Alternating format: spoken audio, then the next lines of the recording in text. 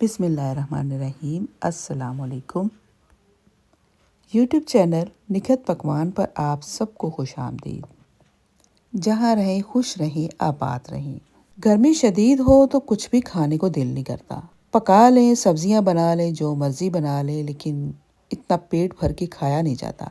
आज बनाते हैं कीमे वाले चावल, साथ सैलड बनाएंगे, बहुत ही मज़ेदार फ्रेश सा, और चटनी जो कि आपके खाने को हजम कर देगी। तो आइए शुरू करते हैं। 1 किलो कीमा लैम का ले लें या बीफ का ले लें, आपकी मर्जी है। उसमें कुछ खड़े मसाले डाल दिए, लौंग, ज़ीरा, काली मिर्च, नमक, बादियान के फूल, सब्ज़ इलायची, काली इलायची और जावित्री। उसके साथ ही 1 कप पानी डाल दिया। चूल्हा ऑन करने से पहले इसको मिक्स कर लेंगे ताकि इसकी गुठलियाँ ना बने। उसके बाद चूल्हा ऑन करते हैं, इसे कुक करके एक साइड पे कर देंगे और उसके बाद अगला काम शुरू करते हैं।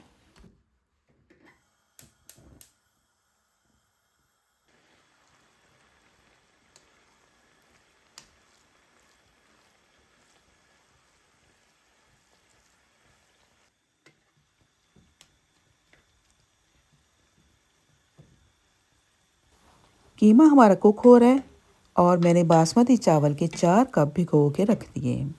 इसमें तकरीबन आधा किलो आलू डालूंगी। 3 बड़े साइज़ के आलू ले लिए और 3 दरमियाने साइज़ के प्याज। आलू को इस शेप में काटना है कि जब हम चावल का एक स्पून लें तो उसमें आसानी से चम्मच से उठाया जाए। छोटे छोटे से क्यूब से काट लेंगे। इस तरह डिफरेंट शेप में काटने से खूबसूरत भी लगेगा, खाने में भी मज़ेदार लगेगा।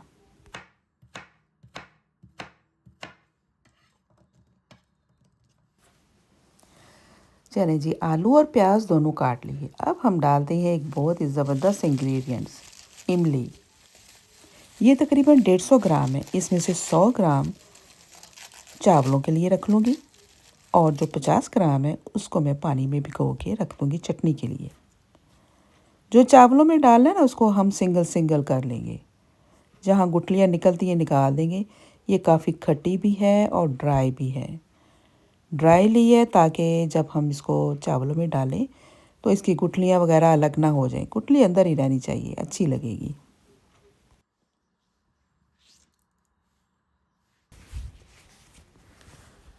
अब पैन में डालते हैं ऑयल और अपने अनियन को फ्राई करते हैं।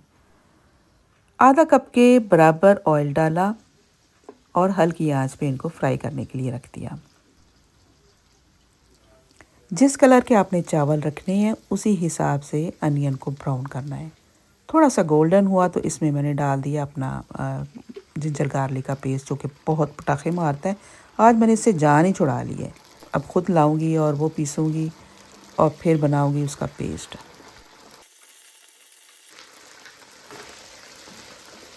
लहसुन, प्याज सब कुछ जब अच्छी तरह से भून गया तो उसमें डाल दिए अपने आलूओं के क्यूब्स और इसमें कुछ थोड़ा और खड़ा मसाला डाला, जिसमें ज़ीरा 1 स्टिक मैंने डाल दी है, दालचीनी की 1 बादियान का फूल और नमक शामिल कर दिया।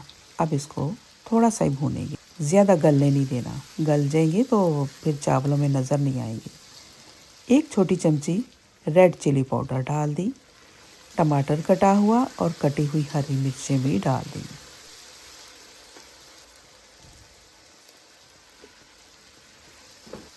साथ ही मैंने इसमें पका हुआ अपना कीमा शामिल कर दिया। अब इसको और मज़ीद भूनने की ज़रूरत नहीं है।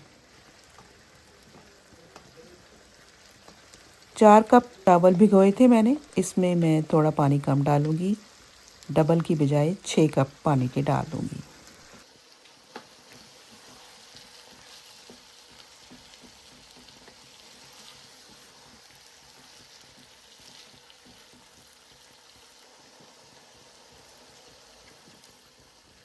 पानी डाल दिया। अब साथ ही शामिल कर देंगे अपनी इमली, हरी मिर्च और अदरक।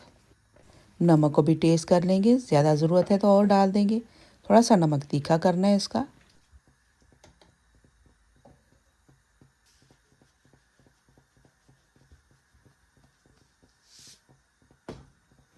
कवर कर दिया। जब पानी उबल गया तो इसमें भीगे हुए चावल शामिल कर दिए। उनको भी थोड़ी देर कवर करेंगे। उसके बाद दम की स्टेज आएगी तो तवा रख के दम देंगे।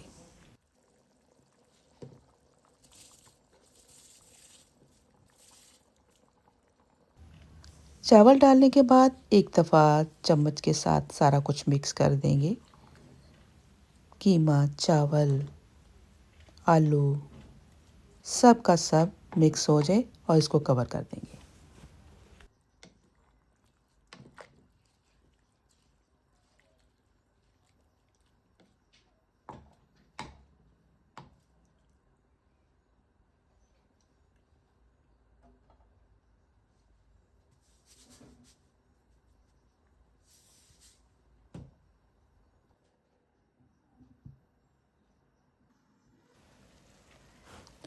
चावलों का पानी जल्दी ही खुश्क हो गया और थोड़ा सा जो पानी रह गया, इस स्टेज पे हम इसको दम पे रखेंगे। तवे को पहले अच्छी तरह गरम कर लेना 1-2 मिनट, उसके बाद बिल्कुल हल्की आंच कर देनी है। चावलों को अच्छी तरह से कवर करना है। 5 से 10 मिनट में ये दम हमारा तैयार हो जाएगा।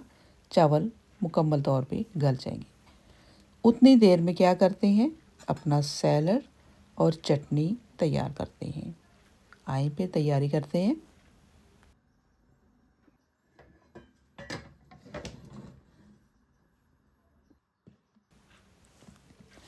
आमतौर पे इस सैलड में धनिए के पत्ते डाले जाते हैं। धनिया मेरे पास नहीं था तो मैं अपने गार्डन से पुदीने के पत्ते ले आई हूँ, वो तोड़ के डालेंगे। 4 चीज़ें जाएंगी इसमें, प्याज, टमाटर, धनिया या पुदीना, खीरा। इनको बारीक इस तरह से काटना है कि बड़े पीस ना हो। चावलों के साथ खाने के लिए सैलड का साइज भी छोटा होना चाहिए। चावल, आलू, सैलड सब कुछ एक स्पून में समा सके, तो इस तरीके से काटना है हर चीज़ को। आप देखेंगे टमाटर भी और खीरे को भी मैं इसी अंदाज से काटूंगी। काटने के बाद मिलते हैं थोड़ी देर तक।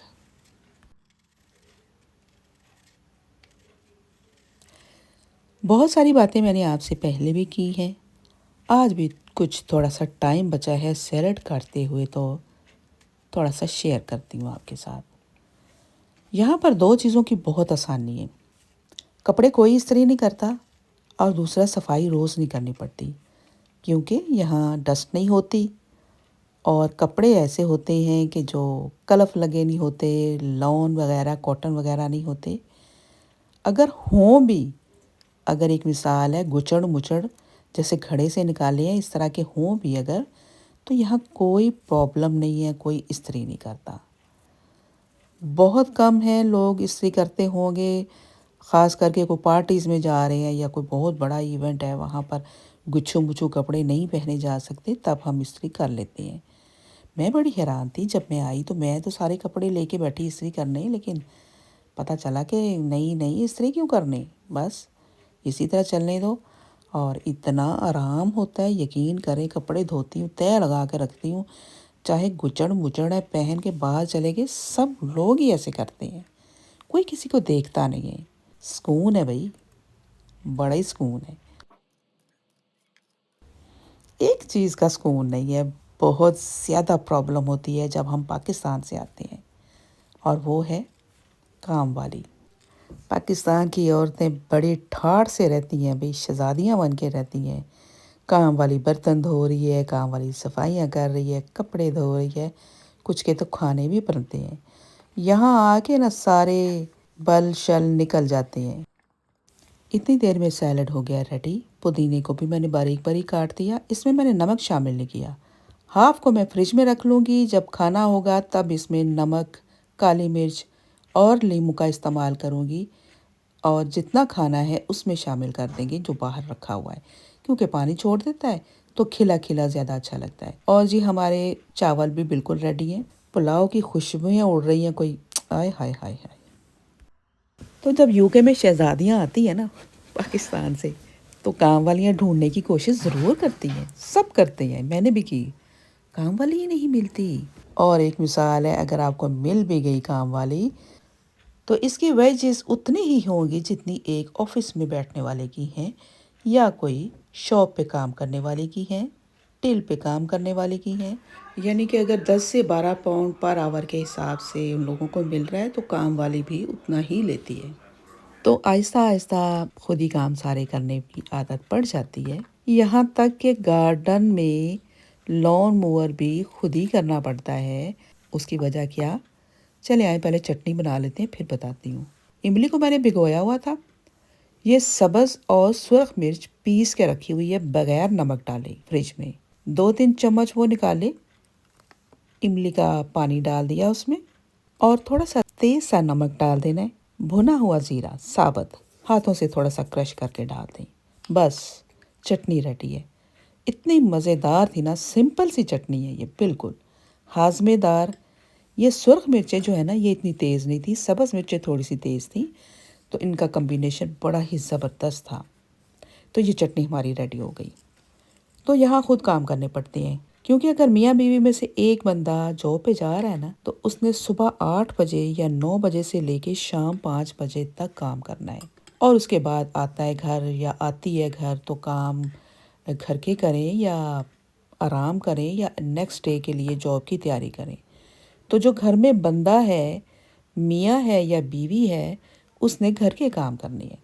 बर्तन धोएं, कपड़े धोएं, सफाई करें, गार्डन की सफाई करें, ग्रोसरी लेके आए, एवरीथिंग खुद करनी पड़ती है। माशाल्लाह जी, ये प्लेट हमारी एक रेडी हो गई है। एक साइड पे डाल दिया फ्रेश खिला हुआ सैलड, और अब दूसरी साइड पे डाल देंगे मज़ेदार खट्टी और कम स्पाइस वाली चटनी।